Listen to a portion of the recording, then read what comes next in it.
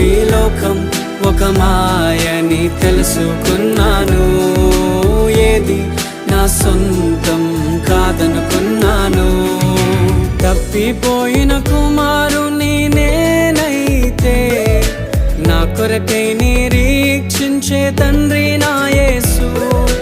తప్పిపోయిన కుమారుని నేనైతే నా కొరకై నిరీక్షించే తండ్రి